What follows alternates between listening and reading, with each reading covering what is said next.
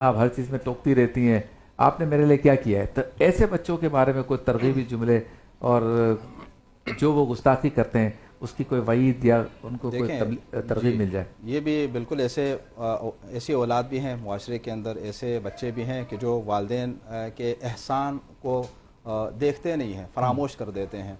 वो ये समझते हैं कि जो कुछ उनके पास है वो कहीं और से हैं।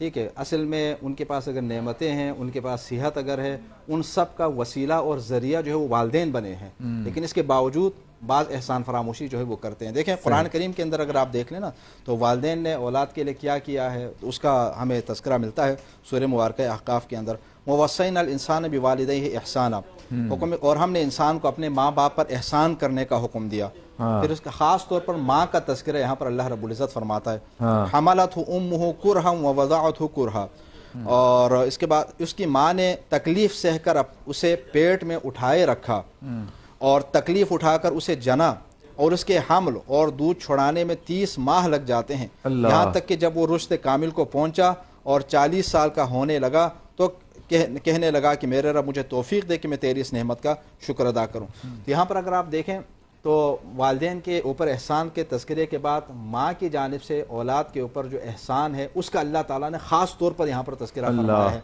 ठीक है, एक रिवायत में आपकी खिदमत में पेश कर लूँ।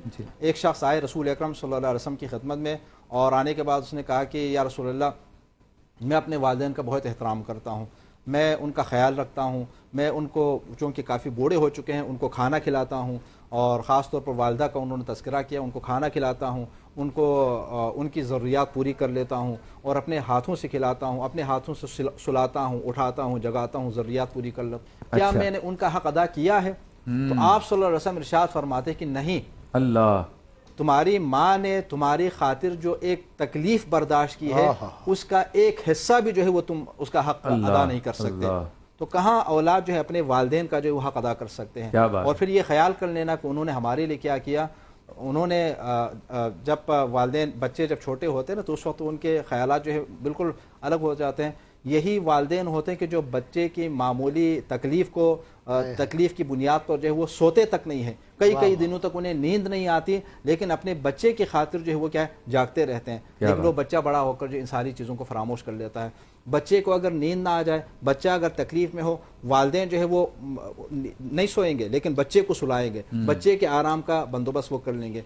और बाज़ अल्लाह ताला वैसे सबके लिए रिस्क फरावान कर दे, बाज़ वालिदैन ऐसे होते हैं कि जहाँ पर खुदा न खास्ता रिस्क की अगर कमी हो तो ये मुआशरे के अंदर देखने में भी आता है। दस्तरखान पे के ऊपर अगर कई चीज़ें सजी हुई हों और वहाँ पर तादाद कम है, ठीक है, वो रिस्क की तादाद कम है और अफराद ज़्यादा हैं, तो माँ नहीं खाएगी, बाप नहीं खाएगा, लेकिन अपनी औलाद को खिलाएगा, अपनी औलाद को जो है वो भूखा प्यासा नहीं रखेगा। तो वालिदैन ने औलाद के ऊपर इस तरह का एक एहसान किया हुआ है। अब उसके बाद फिर ये ख्याल कर लेना, देखें जहाँ तक वो उनका ये कहना कि फ़लान ने अपने औलाद को ये दिया वो दिया, वो मादी नेमतों को देखकर, मादी नेमतों के हवाले से इस्लामी रिवायात हैं कि हमेशा आप मादी नेमतों में अपने से नीचे वाले को देख लें, कमतर को देख लें, ठीक, और मानवी और रूहानी जो नेमतें उसमें अपने से बालातर को देख लें कि वो आदमी कितना अच्छा है, आप भी अच्छा बनने की कोशिश कर लें। और मादी नेमतों में हमेशा अपने से पस्तर और कमतर को देख लें, तो उसके बाद इंसान के अंदर जो कनाअत का जज्बा पैदा हो जाएगा। और अगर खुदा न खास्ता अपने से बालातर को अगर देखेंगे तो हमेशा लालच की कैफियत में मुब्तला रहेगा,